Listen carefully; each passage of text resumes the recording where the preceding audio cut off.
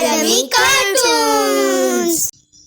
کسی باغ کے ایک گھنے درخت پر ایک فاختہ نے اپنا گھونسلہ بنایا ہوا تھا، جس میں وہ دن بھر اپنے بچوں کے ساتھ رہتی تھی اور ان کو دانہ دگنا بھی چگاتی تھی۔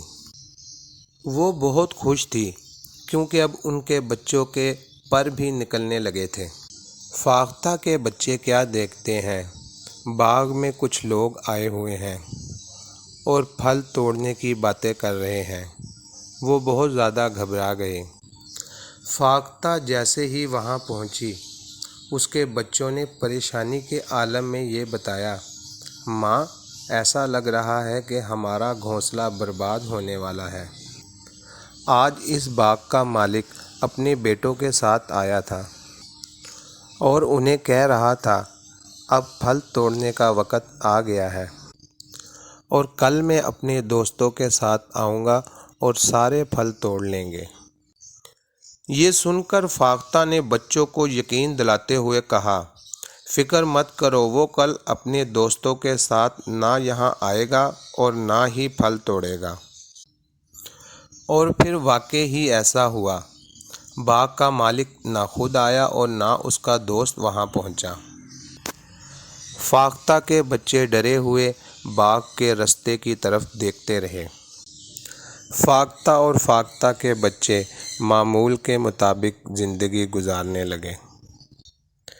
اگلے روز فاختہ کے بچے کیا دیکھتے ہیں، باغ کا مالک دوبارہ اپنے بیٹوں کے ساتھ باغ میں آ گیا۔ میرے دوستوں نے مجھے دھوکہ دیا تھا، کل ہم خود آئیں گے اور باغ سے سارے پھل توڑ لیں گے۔ اور اپنے بیٹوں سے یہ بات بول کر باغ سے چلا گیا۔ اور کچھ ہی دیر بعد فاختہ بھی وہاں آ پہنچی۔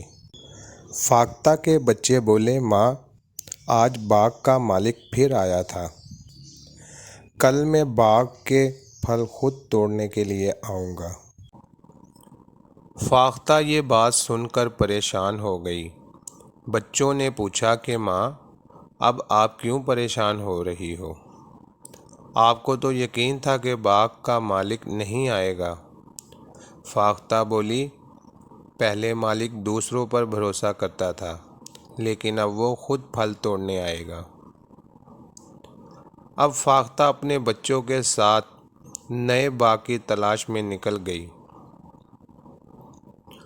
اور اگلے دن ایسا ہی ہوا، مالک باغ میں اپنے بیٹوں کے ساتھ آیا اور سارے پھل توڑ لیے۔